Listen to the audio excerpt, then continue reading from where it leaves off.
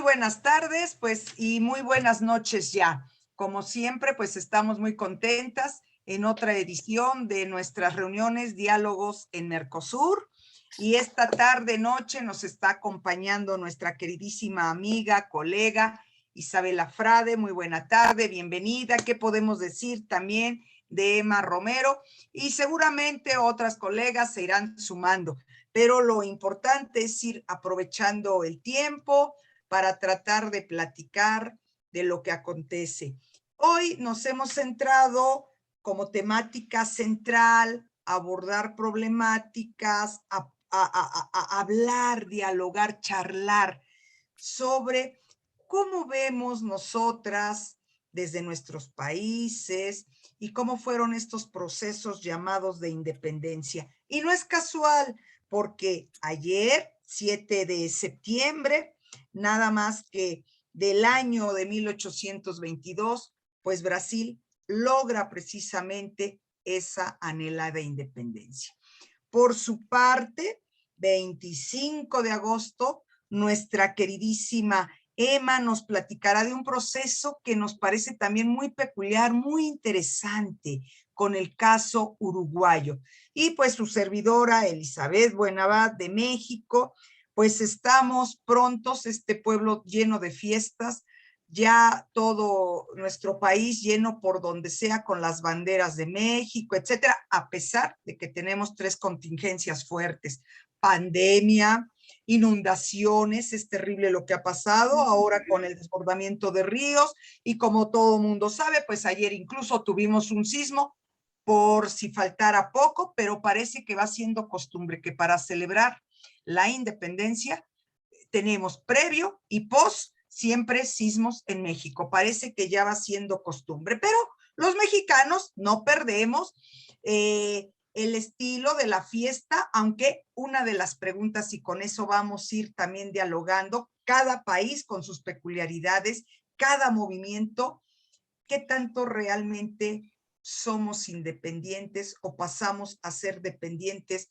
de otras formas, de otros países, y seguimos teniendo neocolonizaciones? En fin, entonces, sorprende mucho. Yo cuando tome el micrófono, como lo digo, hablaré de algunas cuestiones para el caso específico y cómo lo vamos a ir hilando. Pero lo interesante es desde nuestras perspectivas y sobre todo recuperando las reflexiones de lo que hemos venido arrastrando, abordando sesión tras sesión. Incluso muchas veces vemos, ¿no? Hasta para hablar del arte. ¿Qué tanto hemos logrado esas independencias y esos reconocimientos? Entonces, cualquiera de las dos que guste iniciar, y vamos haciendo nuestra charla muy sabrosa esta tarde noche. Gracias. Bueno, Oh, ánimo, hay ánimo. Como quieran. Adelante. Adelante, cualquiera de las dos. Empezamos. Bueno, empiezo si quieren. Primero saludar a la audiencia, saludarlas. Bueno, es un gusto estar con ustedes nuevamente. Me solidarizo con lo que está pasando en México, con lo del terremoto. Les cuento que acá en Uruguay, por lo menos en Montevideo, hace un día que está lloviendo sin parar. Pienso que debe haber muchas inundaciones a esta altura, pero es impresionante cómo llueve en este preciso instante. Y bueno, es como que la naturaleza nos da una alerta, ¿no? Una alerta de lo mal que nos portamos con ella, con la madre tierra. Cuestión que a mí me preocupa muchísimo y en algún momento capaz lo podemos tocar al tema también. Bueno, pero hoy el tema es muy interesante también. Quería contarles un poco cómo fue el proceso en este país tan chiquitito, tan dependiente de otros países de la región y de otros imperios, siguiendo la suerte de América Latina, ¿no? Pero yo quería también centrarme en algo que tiene que ver con eso, pero yo me preguntaba, ¿independiente de quiénes y de qué? ¿Y quiénes se independizaron, no? Porque a mí lo que me parece muy interesante es que hablamos de independencia, pero tenemos que hablar quiénes quedaron por el camino en esa independencia, ¿no? Que también fueron parte, lucharon y formaron parte de los procesos revolucionarios, pero a la hora de sentar las bases de una identidad fueron quedando afuera, ¿no? Yo, por ejemplo, hoy me quiero centrar en los afrodescendientes. En otro capítulo me podría centrar también en los indígenas, en los pueblos indígenas de Uruguay que fueron eliminados, hubo un exterminio cuando se fundó el Estado, la Nación Nueva, pero también eso me daría para otra charla cuando ustedes quieran. Pero hoy quiero hablar de qué lado, quiénes fueron los que se metieron en la historia, digamos, como los independentistas, como los revolucionarios, dejando afuera a otras personas y otros grupos que trabajaron mucho por la independencia. Uruguay declaró la independencia el 25 de agosto de 1825. ¿De quién declaró la independencia? Se declaró la independencia del emperador de Brasil y del rey de Portugal. Había antecedentes cuando se llegó a esta fecha, a esta declaratoria, ¿no? Donde se aprobaron las leyes que declaraban nulos todos los vínculos con estas emperadores y con estos reyes, ¿no? Las raíces,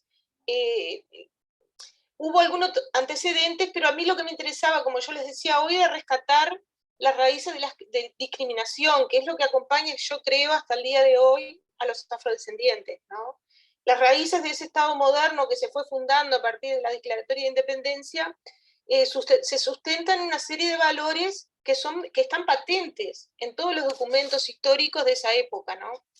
Y les digo esto porque realmente los historiadores han analizado los documentos, las actas, incluso las convocatorias que se hicieron desde el grupo de personas importantes que fueron los revolucionarios, los que declararon la independencia, y la convocatoria a quién podía elegir representantes de la campaña, de las zonas rurales, de los diferentes lugares del país, y quiénes podían ser elegidos. Ahí ya empezamos con una discriminación totalmente clara y concreta, ¿no? En esa convocatoria de elegir representantes, ella estaba marcando que tenían que ser ¿quiénes eran los que elegían? Bueno, los propietarios. Los propietarios de tierras estaban capacitados para elegir sus representantes. ¿Y quiénes podían ser sus representantes? Varones mayores de 20 años, pero no podían ser esclavos. Entonces ahí ya estamos haciendo un corte en la historia de exclusión y discriminación, claramente, ¿no?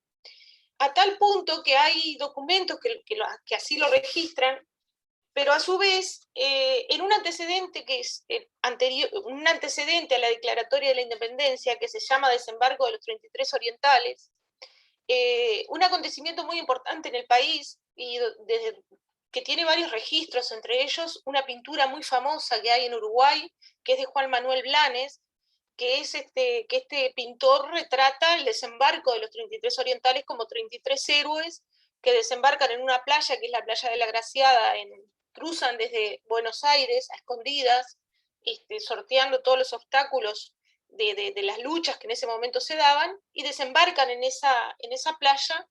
Y les cuento esto porque es bien interesante. Yo cursé la primaria, la secundaria y la Universidad de la República sin saber que en ese desembarco de los 33 orientales había afrodescendientes. ¿Por qué? Porque tanto en la pintura como en los libros de historia que nos enseñaron en todos los centros educativos por los que pasé, se omitió, se ocultó y se invisibilizó a las personas afrodescendientes, que no eran esclavos en ese momento, eran integrantes del ejército revolucionario. Y esto es bien interesante, y para otra intervención, porque no quiero sacar el tiempo, quiero contarles cómo es que yo me enteré de esta historia y quiénes son esas personas y quiénes fueron los que investigaron, porque es curioso, pero fue una investigación que hicieron niños de un liceo. Entonces les quiero contar cómo empezó esa investigación y cuáles fueron los resultados.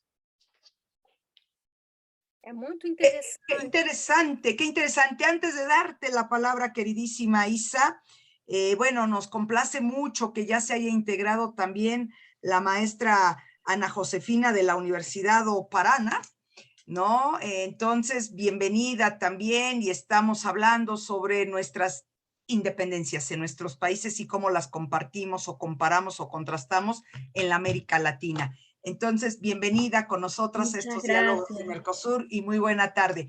Voy con Isabela y regreso contigo, Ana, por favor. Gracias. Adelante, Isa. Gracias. Então, deixa eu primeiro ser mais educada e cumprimentar a todos. A colega brasileira que eu não tive o prazer de conhecer. Desculpa, porque eu fui na paixão, porque a Emma falou de algo que chama a atenção.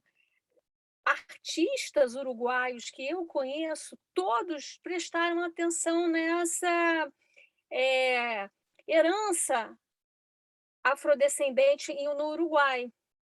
E a gente vê, das 2 vezes que eu fui ao Uruguai, uma delas foi no carnaval, e eu vi batuque.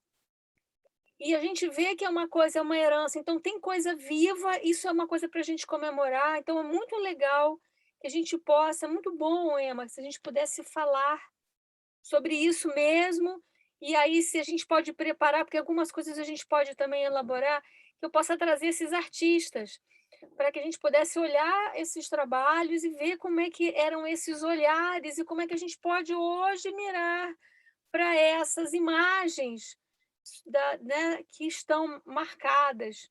Porque nós temos no Brasil uma impossibilidade de invisibilizar, porque a maior parte da população é negra. Mais de 50% da população é negra.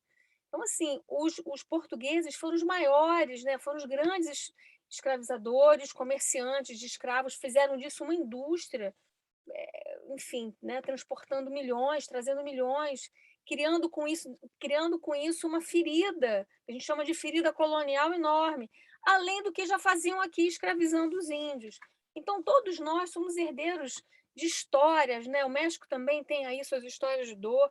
E essa independência nossa é uma independência, no caso do Brasil, não é uma independência, porque quem permanece no Brasil é um filho do Império, é o filho de Dom João VI, que era o rei de Portugal, é que se torna imperador. Então, Dom Pedro I é o imperador, se declara imperador do Brasil, né? Ontem foi o dia da comemoração da pátria. E outra coisa importante que Emma falou, que toda essa independência é muito varonil, é muito machista, são coisas de guerreiros, homens, enfim, violadores, né? Quantas violências foram feitas em torno a isso? No caso brasileiro, foi uma jogada política, principalmente, né?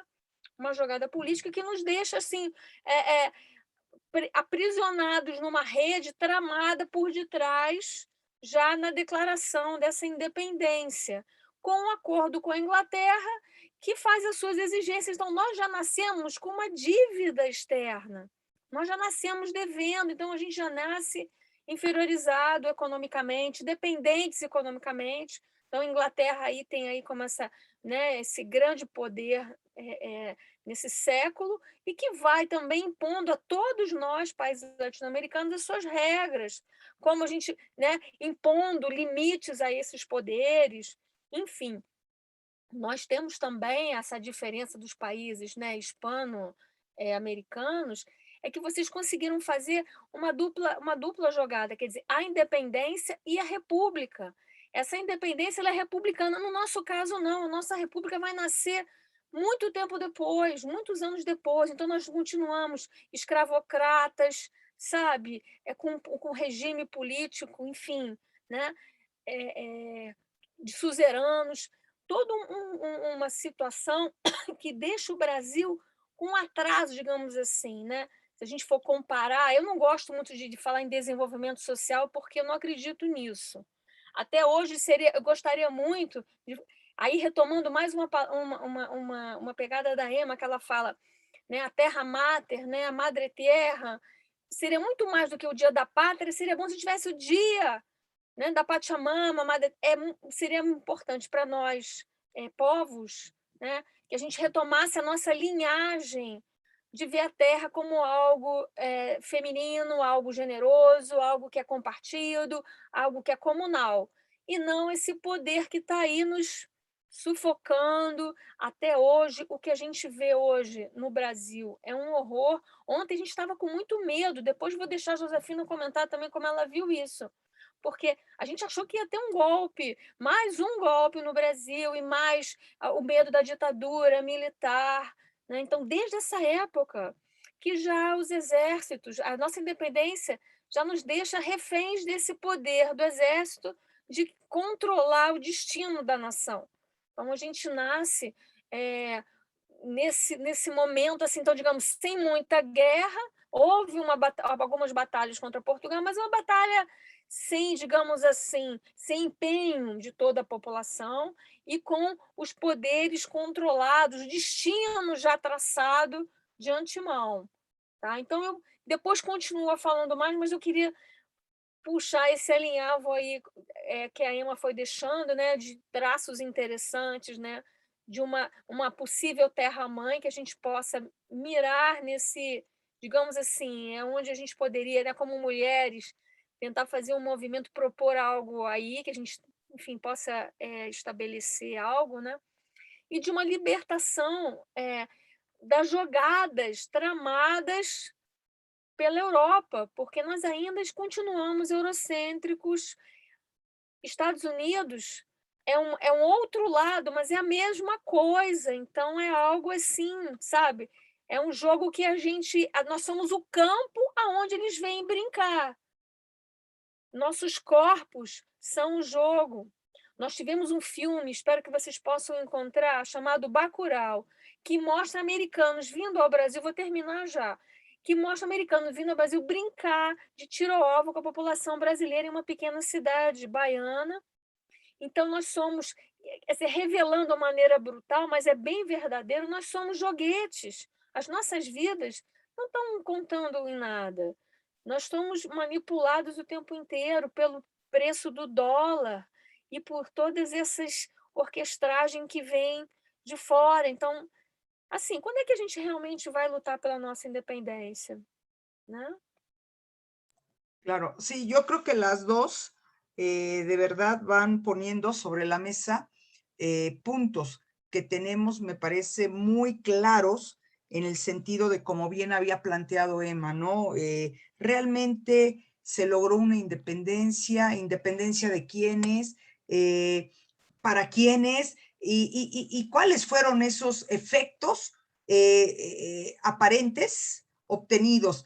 Que lo que hicieron, por otra parte, fue endurecer más todavía, ¿no? O sea, sobre todo, estamos tocando dos grupos muy específicos y muy esenciales, que son los que han pasado por el costo factura de lo que significan los movimientos sociales cuando se habla de independencia, y que lo estamos viendo con respecto a la población afrodescendiente y con los, sobre todo, indígenas, ¿no? Entonces, es interesante, como nos dice Emma, por un lado, incluso esa cuestión de independencia y esa cuestión de blanquear las sociedades lleva, ¿no? En un momento, no fue tan sorprendente como decías, el hecho de venían en esa expedición, ¿no? Los 33 orientales, incluso con población de negros, pero que sí la historia, a través de lo que son las instituciones oficiales, borra, no está presente la población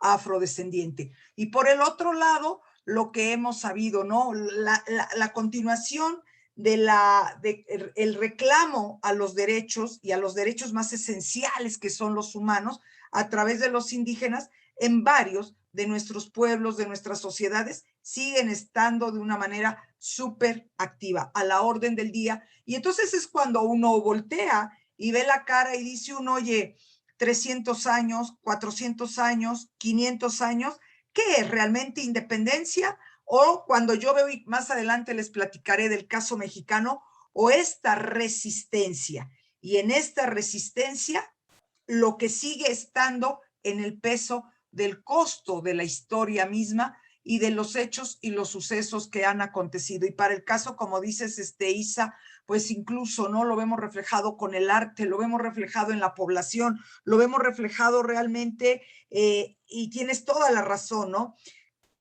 pudimos tal vez decir, dejamos de ser independientes de lo que puede ser para el caso Brasil, Portugal, el caso de nuestros casos más mayoritarios en los países de la América, de lo que era la España, pero efectivamente seguimos estando subsumidos por las políticas europeas, Estados Unidos, lo que nos van mandatando y que bueno, tienen unos costos porque realmente estamos internalizados de esos colonialismos a los neocolonialismos que tienen una voracidad impresionante. Vamos con la profesora Ana para que también nos dé una idea. Esto es una charla, realmente es como trabajamos, disfrutamos, compartimos puntos de vista, impresiones.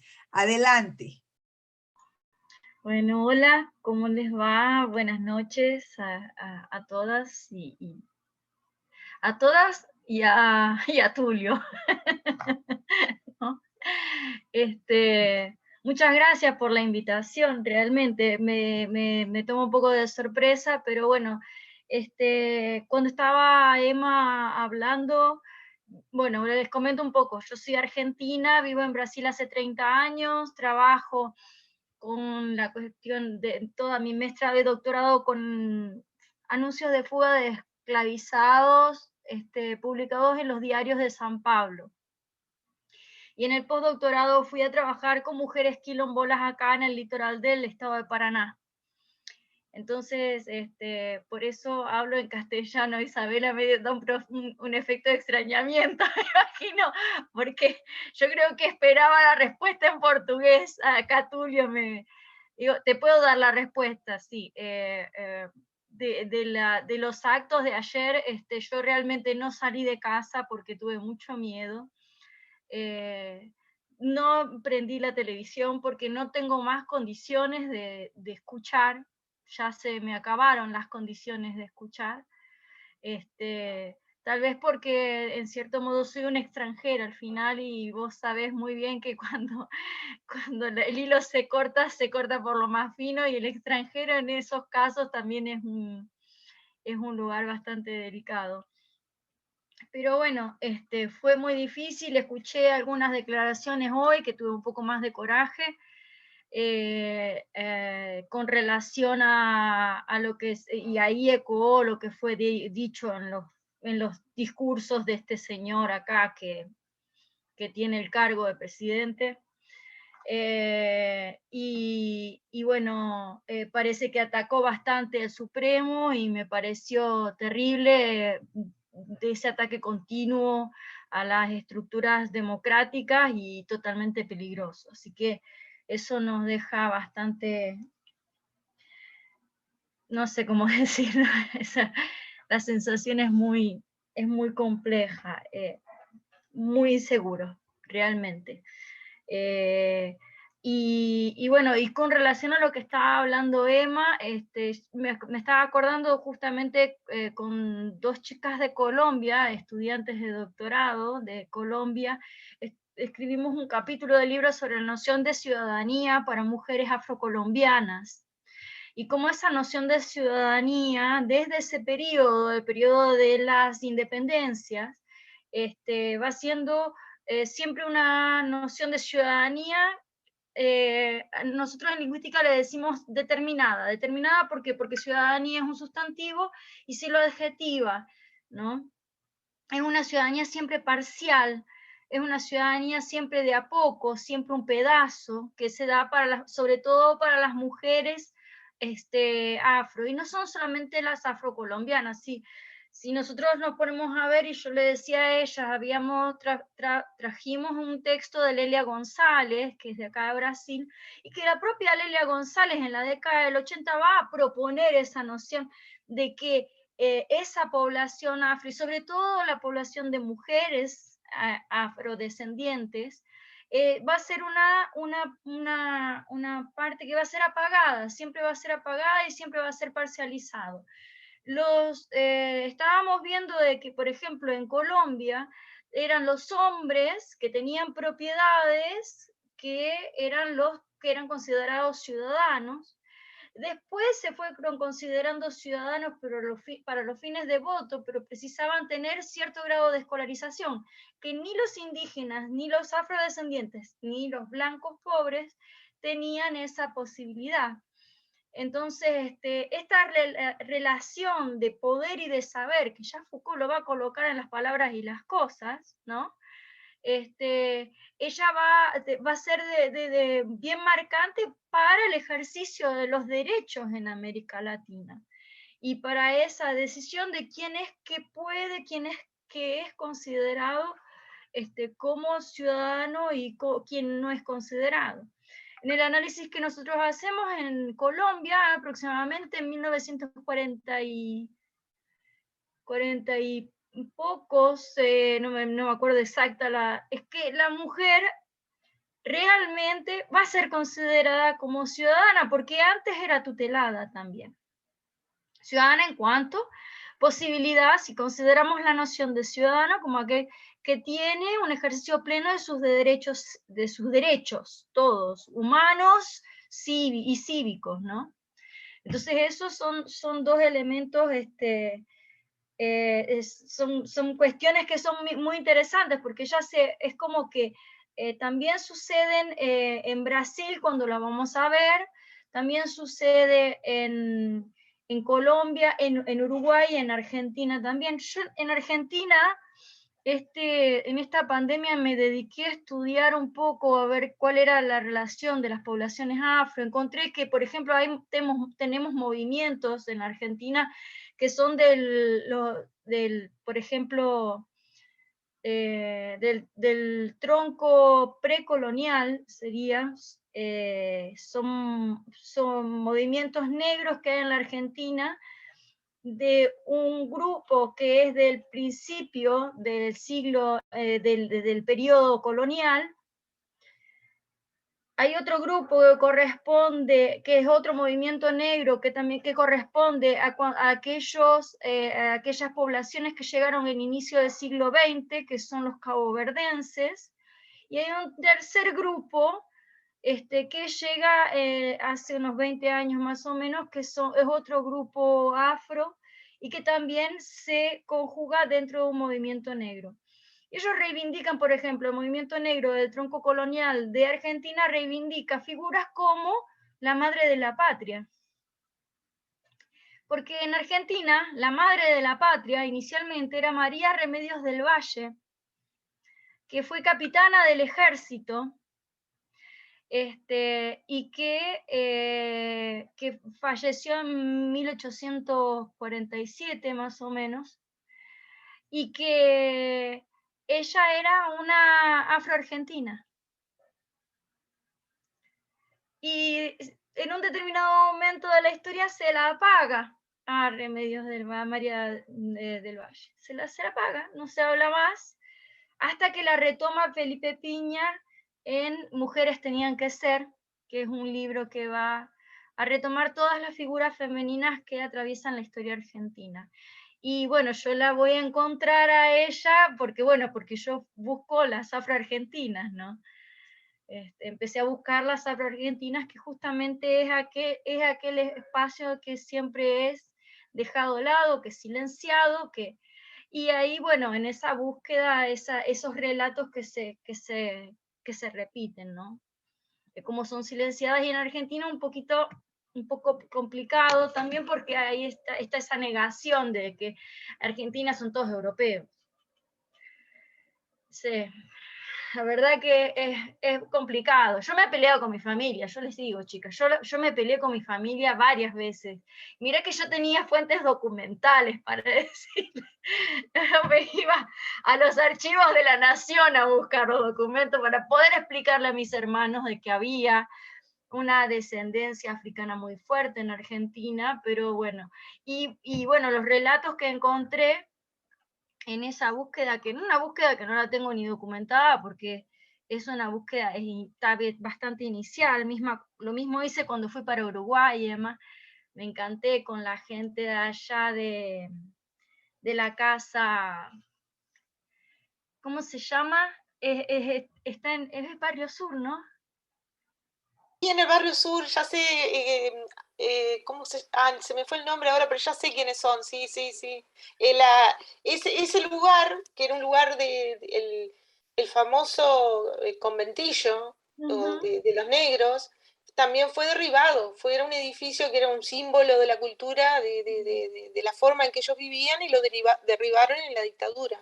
Es la Casa de la Cultura Afro-Uruguaya, ¿no es esa? Sí, sí, puede ser, sí. Bueno, estuve con la presidenta conversando, me pasó un montón de libros, tengo todo un estante solo de libros de Uruguay y de los afro-uruguayos, que yo voy juntando, porque es un tema que me llama, así como estudié mucho historia de Brasil, ahí ya pasé para Uruguay y Argentina ahora con esta cuestión afro.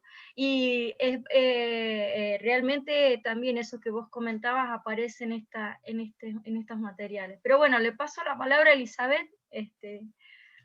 No, encantada, encantada con todos estos relatos que nos están poniendo hoy sobre la mesa. La verdad que estoy muy contenta y estoy aprendiendo mucho, ¿no? Porque de hecho, para el caso mexicano, por ejemplo, hablar de población negra, pues resulta que fue hasta el sexenio pasado con el gobierno de Peña Nieto que se dieron cuenta que en México había población afrodescendiente, ¿no? Entonces, claro, nosotros lo que tenemos todo el tiempo más, digamos, en términos de las discusiones, como campo de estudio, como folclorización, etcétera, tiene que ver con todo el tema de lo indígena.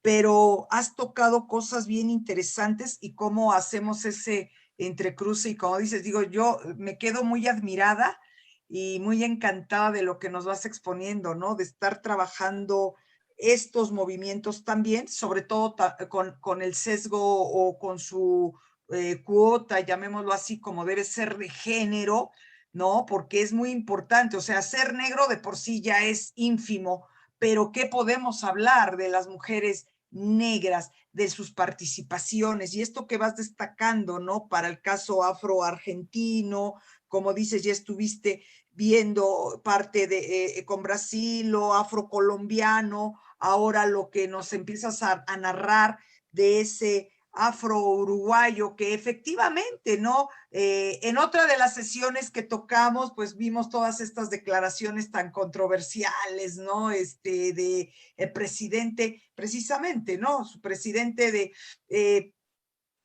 de dónde veníamos, de dónde descendían los peruanos, de dónde venían los brasileños, y bueno, estuvimos discutiendo, ¿no? Porque para la Argentina, pues es eso, ¿no? Descendemos de los europeos y somos totalmente europeos, en fin. Pero estas situaciones nos llevan realmente a dialogar, a reflexionar, y yo estaba pensando, porque, bueno, has mencionado a nuestro gran convocador que es un gran amigo también nuestro y lo queremos mucho, Tulio, cuando nos dice, vayan preparando algo para que puedan de todas estas mesas publicar. Y de repente pensé en este tema como algo polifónico, ¿no? Y además tratado desde distintas áreas del conocimiento también. Desde donde estamos, tú has posicionado algo desde la propia lingüística, Isabel como especialista del arte, Emma, que bueno, no sé qué tanto trabaja porque entra en todo, yo veo que tiene una versatilidad de líneas, en fin, ¿no? Pero cómo se van dando precisamente estas situaciones finalmente en el sentido, o borramos y desaparecemos a las poblaciones, o vemos triste y lamentablemente 5 siglos después que se sigue sobre todo al que ha sido oprimido, al que ha sido colonizado, al que ha sido conquistado, sigue insistiendo precisamente en las mismas demandas de hace 500 años. Y entonces la pregunta es, ¿cómo hemos pasado a un estado moderno, estas cuestiones de modernidad de los estados nacionales, que ya sabemos que en la trampa justo lo que buscaba, ¿no? Blanqueemos poblaciones, impongamos una sola lengua. ¿Cuáles son esas lenguas? Pues la de los imperios, indiscutiblemente, ¿no? Tratemos de que desaparezcamos todo lo que sea diverso y entramos a esos temas, ¿no? Precisamente de cómo vamos borrando parte de nuestras líneas y de las cosas. Antes de entrar y explicarles un poquito, compartirles sobre lo que ha sido para México la llamada independencia, también quiero poner, porque si no se me va a ir al rato, ya que hablamos de mujeres, algo histórico para México. Y yo creo que esas son las cosas que hay que celebrar. Antier se logró finalmente la despenalización del aborto, una lucha de mujeres y sobre todo esas luchas y esos colectivos impulsados también por esta situación, por estas voces de las mujeres donde las veíamos pelear, luchar a diario contra el tema de ser silenciadas, desaparecidas, asesinadas, negadas, invisibilizadas, calladas y demás. Y bueno, con todos los colectivos, las mujeres indígenas, con una gran diversidad. Y ese ha sido un gran logro. Decíamos varias mujeres, con ello nos podemos sentir satisfechas y poder haber dicho, valió la pena haber votado por una opción de centro izquierda, haber votado por un proyecto llamado Cuarta T. La verdad es que esas son situaciones que sí ponen de manifiesto que podemos darle vuelta de tuerca. Pero por eso hablaba yo hace rato, ¿no? Las cuestiones de lo que tiene que ir viendo con todas las partes precisamente de las resistencias. Y en ese sentido, yo creo que aquí hay un asunto, ¿no? Sabemos perfectamente, incluso para México, México es llamada la Nueva España, además la Nueva España. Y claro, tuvo un gran desarrollo con la minería, etcétera, pero ¿qué es lo que empieza a hacer el truene de esta Nueva España, de esta colonia? Pues tiene que ver precisamente hacia el siglo XVIII, donde ya empieza a entrar en una crisis económica. Y entonces ahí empezamos a tener precisamente serios problemas que también van, es muy interesante, varios estudiosos con lo que dicen, ¿no? Con el tema de la raza. O sea, ya no podemos tener una sociedad en aquel entonces como se pensaba, pura, europea, sino con todas las partes de lo que empieza a ser este mestizaje entre indígenas, españoles, pero hay algo muy importante, precisamente esa llegada de esclavos africanos, ¿no? Y posteriormente, con todo lo que tenía que ver en la movilización económica, las naos venidas de Oriente, ¿no? Todo lo que fuera asiático. Y es bien interesante la clasificación de castas que se dan para la Nueva España. Bueno, es tremendo toda esa combinación. El tema de precisamente las poblaciones, etcétera.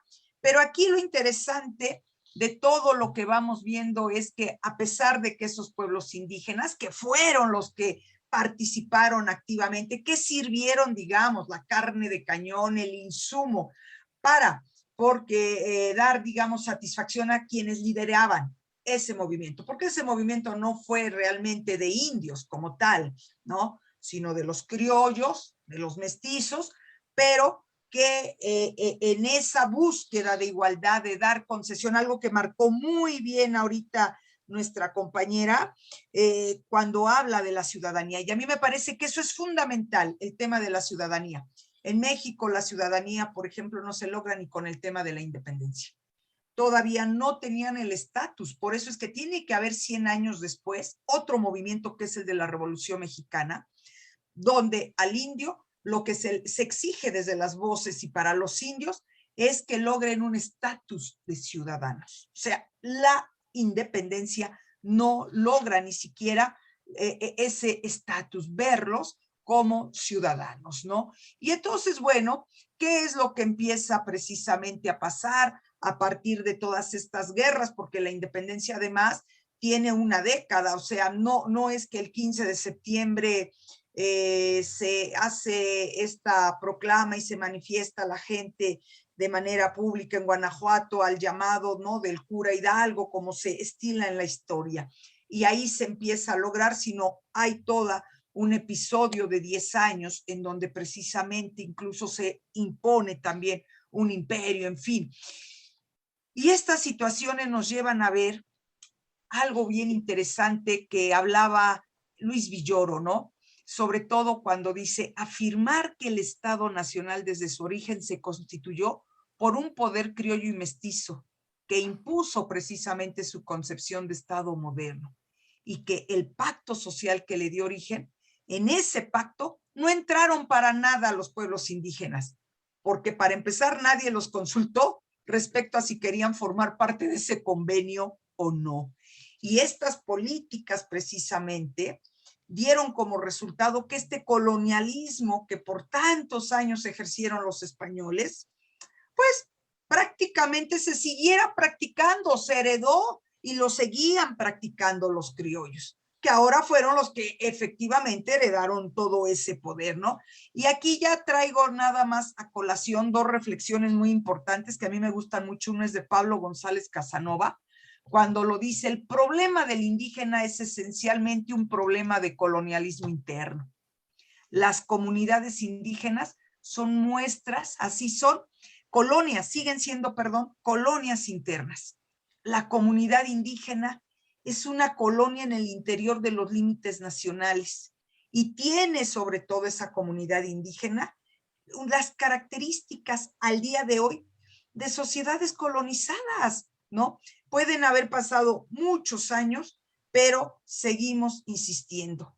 No ha pasado algo realmente que trastoque de fondo, transforme lo que hoy seguimos percibiendo en este México moderno, en este México que tiende desde una clase, desde una élite, puentes con las grandes potencias, que puede consumir la tecnología de punta, que puede estar apostando a proyectos en el Banco Mundial, etcétera, etcétera. Cuando más de 15 millones de ciudadanos siguen viviendo en condiciones precarias, pero no solamente esas desigualdades sociales, sino lo que se sigue viendo y viviendo, el tema de la discriminación étnica, el tema de seguir imponiendo una lengua nacional, el tema de buscar ansiadamente lo que tiene que ver con homogeneizar las naciones. La diversidad es un problema muy fuerte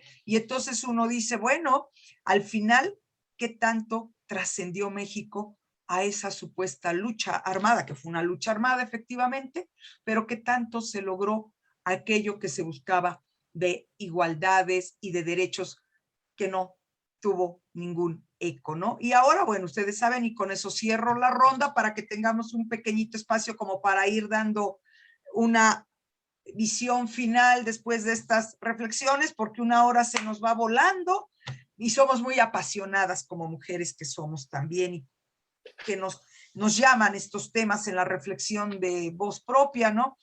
Y ahora, pues nosotros incluso también con la gran pérdida de nuestro territorio ante Estados Unidos después de la independencia, ¿no? Más de la mitad del territorio mexicano quedó en poder de los Estados Unidos. En fin, así es, pero bueno, Emma, regresamos contigo para ir dando como un cierrecito a nuestra sesión, por favor, en visión o lo que quieras agregar, algo que no esté dicho, por favor.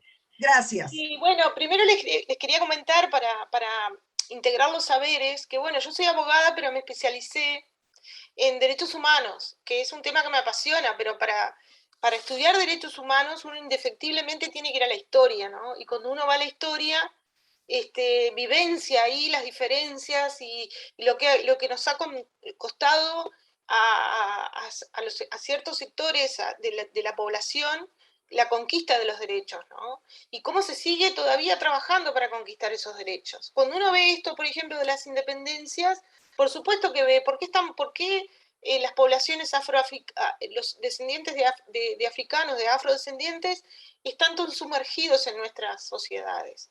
Claro, las raíces de esos cambios de la cultura bárbara a la civilización se cimenta en ciertos valores, en los valores burgueses, los valores de los blancos burgueses, propietarios, muchos de ellos vinculados al comercio de esclavos. Hicieron sus fortunas con el comercio de esclavos.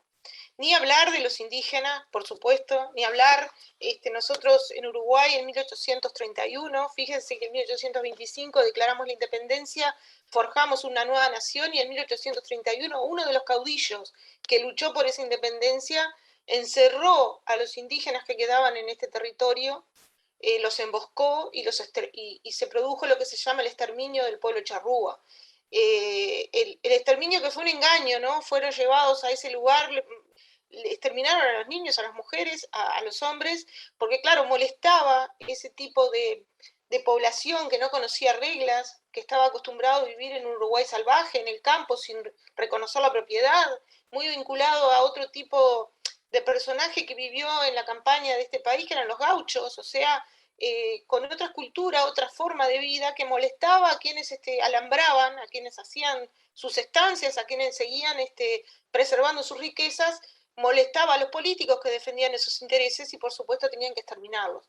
Esa es la historia del exterminio del pueblo charrúa y sus descendientes hasta el día de hoy reclaman, incluso una de las calles más importantes de Montevideo, para ver cómo se continúa, ¿no?, la historia en lo simbólico también. Una de las calles más importantes de Montevideo se llama General Fructuoso Rivera, que fue quien cometió ese exterminio, ¿no? Un día, hace unos años, hace como 10 años, nos levantamos en Montevideo y vimos que la gente que defendía los derechos de estos ancestros había cambiado el nombre de la calle y había puesto Sal si puedes, porque el lugar se llamaba Sal si puedes, el lugar donde se cometió el exterminio. Yo me sentí muy, muy feliz ese día cuando me levanté y pude ver que la calle se llamaba así. Para mí era un acto de justicia, pero bueno, evidentemente eso no duró mucho, ¿no? Porque acá estamos, las calles tienen los nombres justamente de todas estas personas que forjaron la independencia con estos valores. Todas estas personas son héroes, son famosos y tienen sus calles. No tienen calles los que lucharon desde otro lugar y fueron invisibilizados. Esa es la realidad. Yo les quería comentar para cerrar muy brevemente, porque me pareció muy interesante, que en junio del 2021 me enteré por la prensa que un grupo de estudiantes de un liceo de Maldonado, del departamento de Maldonado, comenzaron a estudiar por qué la calle donde estaba su liceo se llamaba Joaquín Artigas. Ellos investigaron por qué se llamaba Joaquín Artigas. Joaquín Artigas era un afrodescendiente que había venido con los 33 orientales y ni ellos, ni yo, ni mucha gente de Uruguay sabía que era un héroe afrodescendiente, que fue invisibilizado en todas las cuestiones que recuerdan, que nos traen todos los testimonios históricos. Fue invisibilizado, su figura no aparece en los dibujos, no aparece en las pinturas, no aparece en los libros, pero él era un sargento, no era un esclavo, era sargento del ejército. Pero es curioso cómo estos estudiantes se comprometieron con esa historia, buscaron los orígenes, estudiaron diferentes materiales que fueron encontrando. Estamos hablando de adolescentes, ¿no? Es un liceo donde había muchos chicos afrodescendientes también, entonces es muy curioso cómo los docentes construyeron un proyecto que además de estudiar las raíces y de fomentar la inclusión e integrar la historia con las diferentes culturas, terminó en el Parlamento que autorizó que el liceo lleve el nombre de esta persona. Eso a mí me pareció fascinante, porque fue una iniciativa de estudiantes en un liceo público que terminó en el reconocimiento y en poner en la historia, como dicen ellos mismos, poner en la historia a una persona que fue ignorada y fue borrada, literalmente, de la historia, ¿no? Entonces, a mí eso me encantó. Van a hacer un libro ahora estos chiquilines con sus docentes para recoger esta historia que a mí me pareció muy, muy buena. Y ya para cerrar, quería contarles que hay un historiador uruguayo que se llama Daniel Vidart, que él dice que nosotros, Uruguay, que tiene fama también de ser como puede ser que digan en Argentina, un país muy hispánico, muy, muy europeizado, es verdad, tiene una gran corriente migratoria de europeos, es cierto. De hecho, mis antecesores son todos españoles, es verdad, tenemos una gran influencia italiana, española, pero también es cierto que tenemos integrado en nuestra cultura otras etnias. Eso no lo podemos desconocer. Y es lo que dice este historiador. Somos triétnicos, dice él. tenemos un poco de europeos, un poco de indígenas y un poco de afrodescendientes. Y eso hay que reconocerlo, porque si no, no reconocemos nuestra propia historia y no reconocemos nuestra propia identidad. Y eso me parece fundamental. Por eso quiero cerrar con esto. Y bueno, le doy la palabra a otros, a mis compañeras. Sim, e faz pensar nessa questão indígena e afrodescendente, faz pensar muito sobre a questão de quem pode falar por eles. Aqui no Brasil, nós temos uma autora, a Djamila Ribeiro, uma filósofa negra, uma jovem intelectual brilhante, que escreveu um livro chamado Lugar de Fala, como Local de Habla. E ela diz que, sobre a negritude, o negro deve falar, a mulher negra deve falar sobre o que é ser.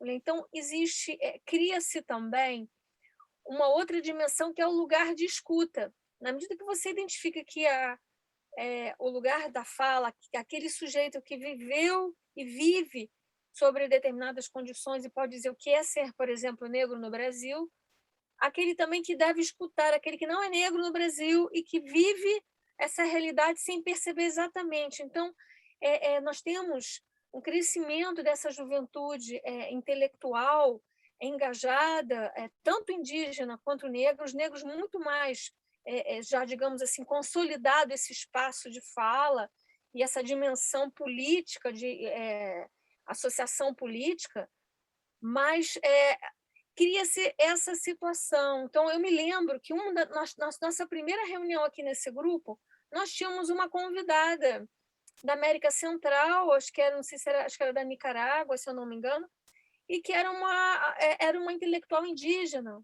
mas ela disse que não queria estar no grupo. Então, eu vivia isso como uma espécie de violência, mas hoje, exatamente hoje, eu começo a entender melhor. E a perguntar a vocês, aí a gente poderia levar isso para o próximo encontro, até que ponto a gente pode falar, até que ponto a academia, né, a universidade lida bem com esses temas, porque as nossas referências ainda continuam sendo mais europeias e mais masculinas, enfim, uma série de outras questões que a gente pode aí arrolar para pensar. O que a gente pode dizer verdadeiramente, né, sobre essas vidas negadas, essas vidas prejudicadas e apagadas, enfim, visibilizadas. Como é que a gente pode realmente tratá-las, né? E se não seria bom se nós tivéssemos mais autores, digamos assim, né? Aqui conosco falta uma polifonia também, né? Um colorido, que a gente pudesse fazer esse esforço de termos esses diálogos, digamos assim, polifônicos, pluriculturais, de outras dimensões, para que a gente possa efetivamente criar essa ginga, né, que é um termo brasileiro, afro-brasileiro. A ginga é um movimento, né, de esquiva e de luta. Você se esquiva, mas você luta. Porque se você for lutar de frente, você é mais fraco. Você tem que esquivar, e na esquiva você consegue algum poder de reação. Mas, ao mesmo tempo, assim, há muita resistência, há novas possibilidades, né, de tornar um futuro melhor do que antes. Quando a gente vê esse incômodo todo, a violência, os protestos, tudo isso está dizendo que as pessoas estão se manifestando, tem esse lado na manifestação. E o Bolsonaro, foi até bom ontem ele ter disse horrores, mas ele está se tornando um sujeito isolado. Ele é tão pérfido que poucos são agora que estão ao seu lado, porque ninguém consegue lidar com tudo que ele diz, com tudo que ele faz. Ele é uma pessoa nefasta e que precisa ser urgentemente tirada do poder. Então, o que foi bom ontem na fala dele foi que muitos já perceberam tudo que, até mulheres, no movimento ele não, porque a gente já sabia que ele era esse monstro, mas agora a parte da população já percebeu, acho que são mais de 70% dos brasileiros já perceberam que precisam urgentemente, não dá para esperar eleições, Não dá. Esse homem a gente não pode mais, a gente tem que tirá-lo do poder para poder ter respirar um ar menos doentio no país. Tá bom? Então, um grande beijo para todos. Muchas gracias. Adelante, profesora Ana, para ir cerrando. Muchas gracias, Isabela.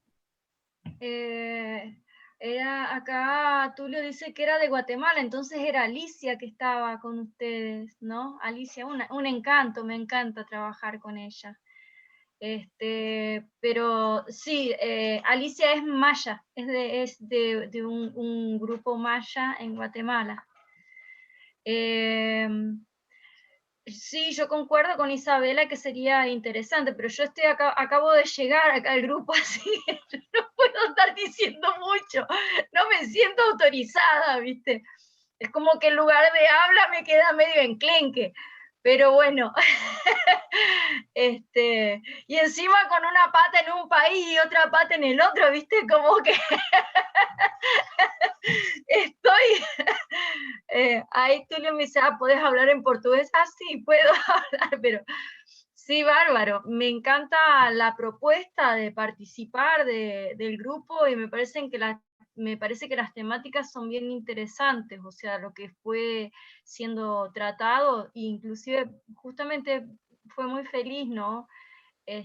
Lo que Tulio haberme dicho, bueno, vení, yo justo estaba acá estudiando un poco de Judith Butler sobre problemas de género y tratando de analizar unas narrativas afro-brasileras a partir de las cuestiones de género y el buen vivir, que alguna de las cosas que Elizabeth hablaba me sonaba mucho a la colonialidad en el poder, que es el artículo de Quijano, que va a hablar de que, bueno, que justamente este proceso de independencia de los diferentes países de América, en la realidad la colonia fundamenta su estructura en una noción, en una categoría, que va a ser la categoría de raza. Entonces, a partir de la categoría de raza, es que la colonia domina. Y es interesante porque después de las independencias, teóricamente, las colonias dejan de existir, pero la noción de la categoría de raza continúa funcionando como un principio en el cual se puede continuar dominando. Bueno, vamos al ejemplo de las poblaciones afro-brasileras. En Brasil vos vas a ver ese funcionamiento con relación a la noción de raza de manera bien clara, en la cual las poblaciones afrodescendientes siempre van a ser colocadas en esa marginalidad, donde, bueno, son llevadas siempre al límite, y el límite geográfico mismo, podemos decir. Me acuerdo cuando digo esto, y me acuerdo de un documental de Racionales MC, que es en Mil Trutas, Mil Tretas, que va a tener una parte documental, donde cuentan la historia del estado de San Pablo, y van contando como, por ejemplo, un barrio que es central en San Pablo, que es Villiga, era un barrio afro, pero los sacaron a ellos y los mandaron más al margen de la ciudad, y siempre para darle ese barrio para los italianos. Ahora es un barrio de italianos. Entonces es simbólicamente extremadamente fuerte.